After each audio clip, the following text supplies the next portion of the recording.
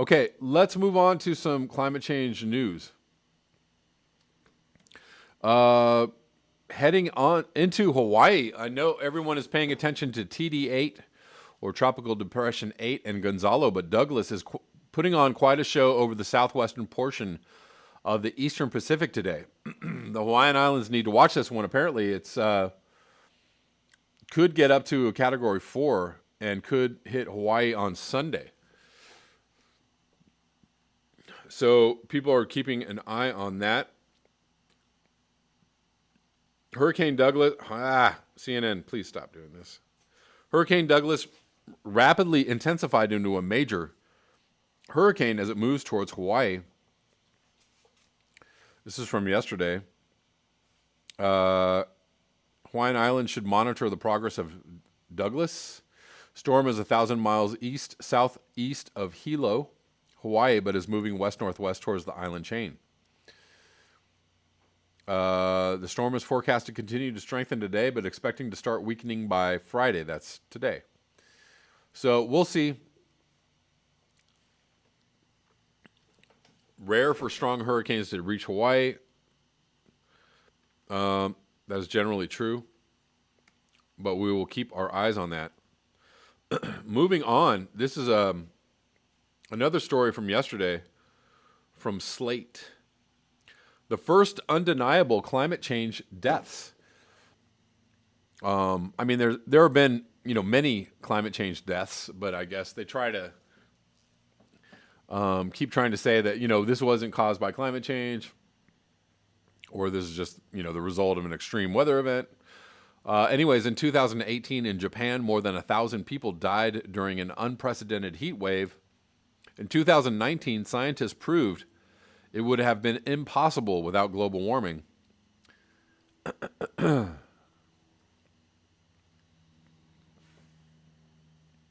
July 24th, the day after the peak of the heat wave, the Japan Meteorological Agency declared it a natural disaster. A disaster it was, but a natural one, not so much. In early 2019, researchers at the Japan Meteorological Agency started looking into the circumstances that had caused the unprecedented deadly heat wave.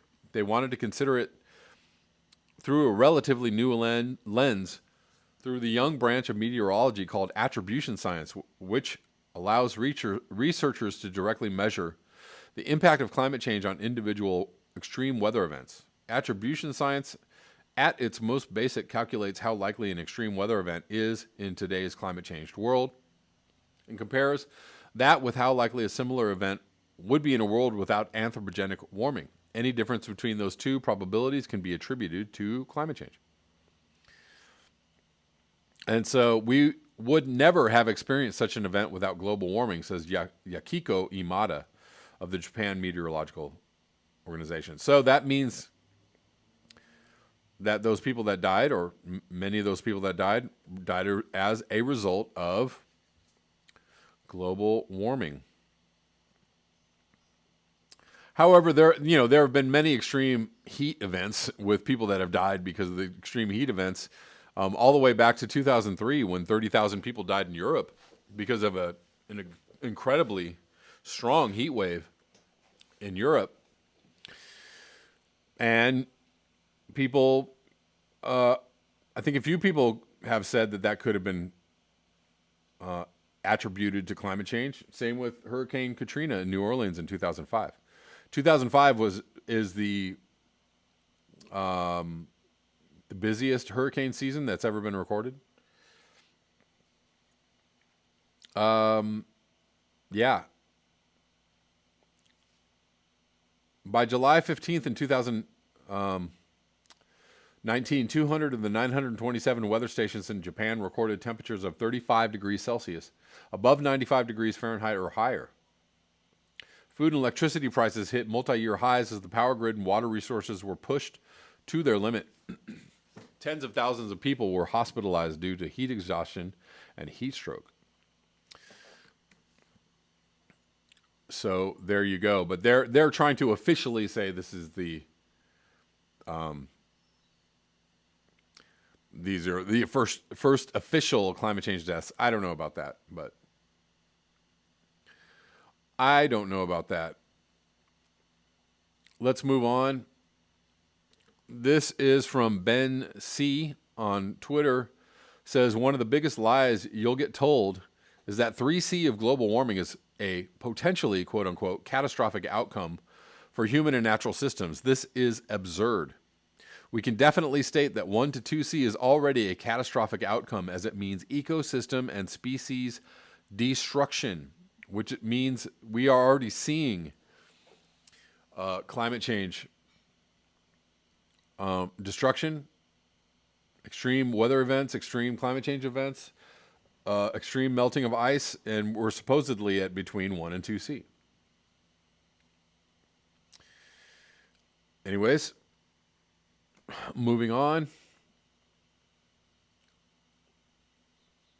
Okay, so two articles that are somewhat contradictory is what I meant to say. That just came out. But anyways, someone linked this on Twitter, and I don't know if it was Ben C or someone else, but they were saying, this kind of reticence to outline how destructive and how bad the situation around climate change is by scientists is allowing deniers or soft deniers or skeptics or people that are, the climate is always changing or there's not enough evidence, blah, blah, blah. You're allowing these people who are in power to continue to make decisions around climate change by using this language, this reticent language that scientists use, that, saying like, well, we don't know. We don't know if you can attribute these deaths to climate change or not. We don't know if this is a natural disaster or not. Anyways, but beyond that, there's a new study out that says the climate won't warm as much as we feared, but it will warm more than we hoped. So basically what they're saying is higher amount of warming is baked in. However, good news, it won't go higher than as high as we thought it might be. So I'm going to read a little bit of this, and you can take this with, a grain of salt or a whole shaker full of salt, whatever you want to do. We know the climate changes as greenhouse gas concentrations rise, but the exact amount of expected warming remains uncertain, okay? Scientists study this in terms of equilibrium climate sensitivity, the temperature rise for a sustained doubling of carbon dioxide concentrations. Remember, we are 50% above baseline. So we are halfway to doubling. Equilibrium climate sensitivity has long been estimated within a likely range of 1.5 to 4.5 C. So this is, get ready for some comedy. Under our current emissions trajectories, carbon dioxide concentrations in the atmosphere will likely double between 2060 and 2080 relative to concentrations before the Industrial Revolution. Before that, they had changed little for millennia. Okay, so we're already at 50% above that baseline. And they're saying it's going to take us another 40 to 60 years to get to double. Yeah, not so much. Not so much. Not only that, but the carbon equivalent or CO2 equivalent in the atmosphere is already past double, or at double or past double. Anyways, a major new assessment has now calculated a range of 2.6 to 3.9 C. That's not good. This implies that alarmingly high estimates from some recent climate models are unlikely. Remember, those climate models that were saying like, we're going to get really, really hot. And all the scientists were like, wait a minute, we got to change the parameters of the models and then everything will be okay. But also that comfortingly low estimates from other studies are even less likely. So it's kind of hard to tell what's the good news and what's the bad news in this article. And the way that it's written or the way it's presented is it's kind of hard to tell what the hell is going on, period. Anyways, more warming, greater impacts. Current and future climate change impacts include heat waves, changing rainfall and drought patterns, and rising seas. Their severity depends on how much warming takes place. Human activities are the main determinant of future temperatures. So a world with aggressive Emissions control looks very different from a world in which emissions continue to increase. Even if we knew exactly how emissions would change in the future, the exact amount of warming that would result remains uncertain. Our new equilibrium climate sensitivity analysis substantially reduces this uncertainty. Okay, that's good. By combining modern understanding of atmospheric physics with modern historic and prehistoric data using robust statistical methods. The results indicate that substantial warming is much more solidly assured than we thought. A matter of probabilities. In 1979, a far-sighted report estimated that for the first time that equilibrium climate sensitivity falls somewhere between 1.5 C and 4.5 C. So if carbon dioxide concentrations doubled, global temperatures would eventually increase by somewhere in that range. The width of this range is a problem. If equilibrium climate sensitivity lies at the low end. So I don't know, what the good news about this is, because they're like, well, 4.5 C is down to 3.9 C. Oh, well, that's a load off there. Okay. If equilibrium climate sensitivity lies at the low end of the range, climate change might be manageable with relatively relaxed national policies. Oh, chortle. Oh, guffaw. Lunatics. Anybody who believes that is a lunatic. In contrast, a value near the high end would be catastrophic unless drastic action is taken to reduce emissions and draw carbon dioxide from the atmosphere. Right. Consequently, narrowing the equilibrium climate sensitivity range has been a key focus of climate science. But are you narrowing the equilibrium climate sensitivity range like by your actions, or are you just narrowing it by changing your models? How are you changing this climate sensitivity range? While recent estimates haven't really changed, climate scientists have learned a lot about how likely each outcome is. Excuse me. For example, 2013 Intergovernmental Panel on Climate Change report estimated a minimum 2/3 chance that equilibrium climate sensitivity falls within the 1.5-4.5 C range. This implies there's a chance of up to 1/3 that equilibrium climate sensitivity is lower or, worryingly, much higher. It ain't lower, I can tell you that much.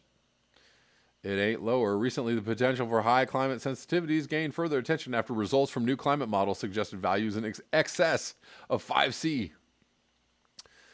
Yeah.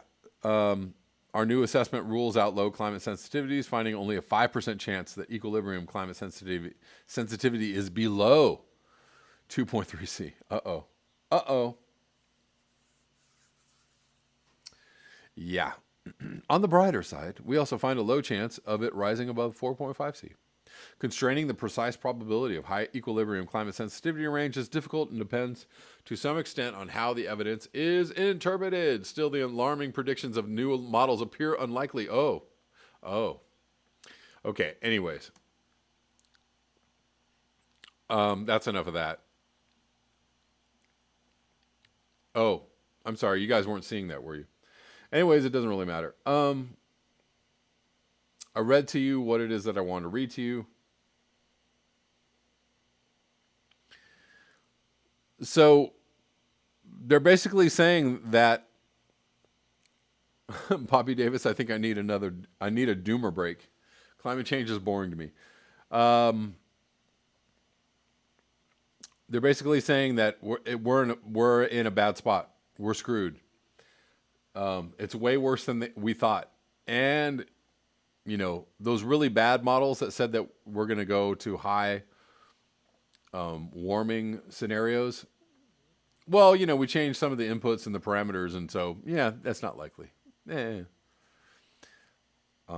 So I don't know. I don't even know what they're saying, but the basic upshot of this is that it's worse than we thought, faster than expected, way worse than we thought. That's the basic upshot. The basic upshot is that scientists are moving more towards Guy McPherson, Jen Bendell, Roger Hallam, Sam Carana. They're moving more towards those climate scientists and not towards the the non-alarmists, the Michael Manns, even Paul Beckwith, if you want to put him in there. I don't know. They're saying it's, they're moving towards the it's worse, way worse than we thought side of the spectrum, right? And this continues to happen as time goes on. More and more scientists are going like, uh-oh, we're in a bad place. They're not moving away from that place. They're not going to the other side going, whoo, whoo. Man, that's a load off. We thought it was really, really bad, but it turns out it's not so bad. Nope. There are not more scientists moving to that place, and except for crazy, insane lunatics like Michael Schellenberger who don't live in reality. So he is not an example of one of those people. Because all the scientists looked at his book and said, this man is full of it.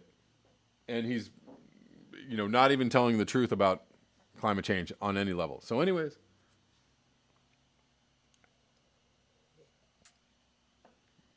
Kevin Woolard says the phrase whistling past the graveyard comes to mind with these studies. Yeah. Indeed. Yeah, guys, it's pretty bad. It's really bad. But, luckily, it's not going to be end of the world bad. It's just going to be, kind of like a lot of death and destruction bad, but not end of the world bad. So, breathe easy. Michael Mann is a liar. Yeah, Scott Andrews. Michael Mann is just one of those people that doesn't know how to get his messaging straight, right? It's like, yeah, climate change is really bad. It's a big problem. And, we're going to really have to do something, drastic about it. But, but alarmism is not necessary at this time. Okay.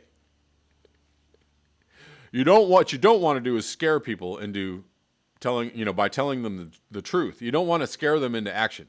What you want is people to just sit back and go, whew, all right. It's not as bad as we thought, because Michael Mann told me it's not that bad.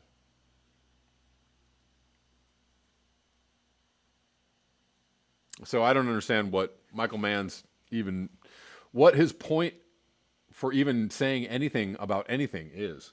Michael Mann should just be quiet and stop talking about climate change. Yes, I am telling a climate scientist to stop talking about climate change because he's not helpful. And he's making everybody, all he does is make everybody think like, well, it's a bad problem, but it's not that bad. So it's cool. Continue on with business as usual. He's as dangerous as a climate denier. He's in the category of what I call a soft denier.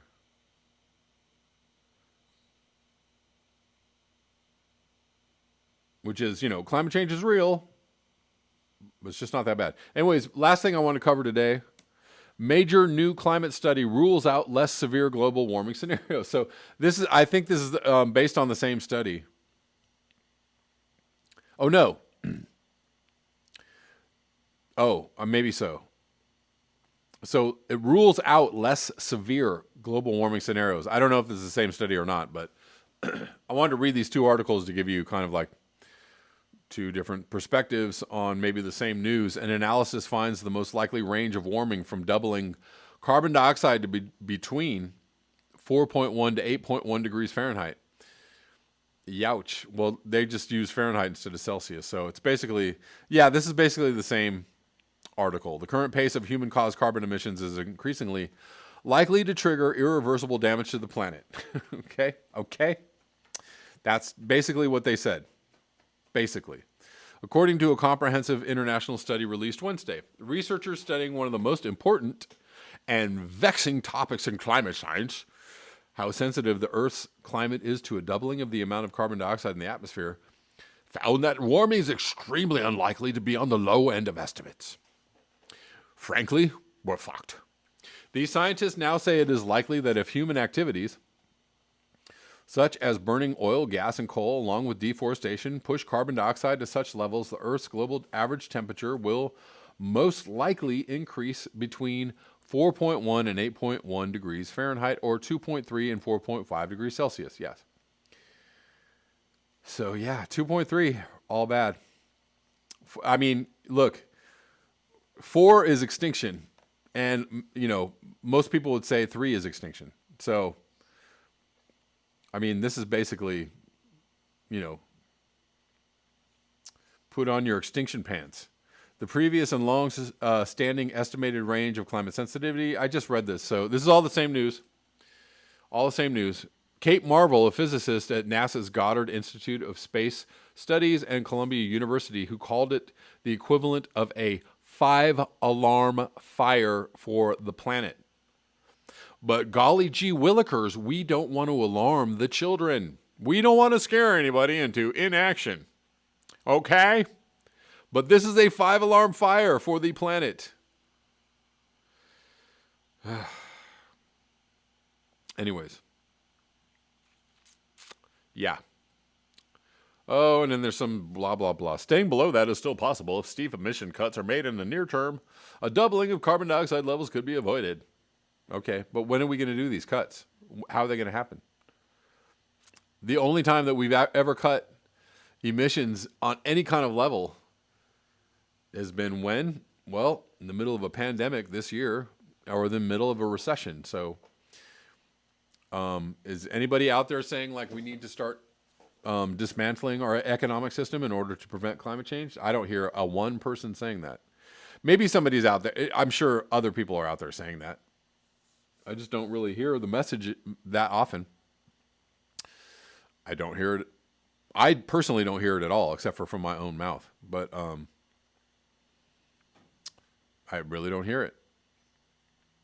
Anyways, guys. Yeah. That was not a sigh of relief. That was a sigh of disgust. Hey guys, remember to like, share, and subscribe. And you can support the channel at the links below. PayPal, Patreon, Square. Also, if you'd like to watch the live streams, you can watch the live streams on my Patreon channel. You can subscribe for as little as $1. So hopefully I will see you over there. And thanks so much.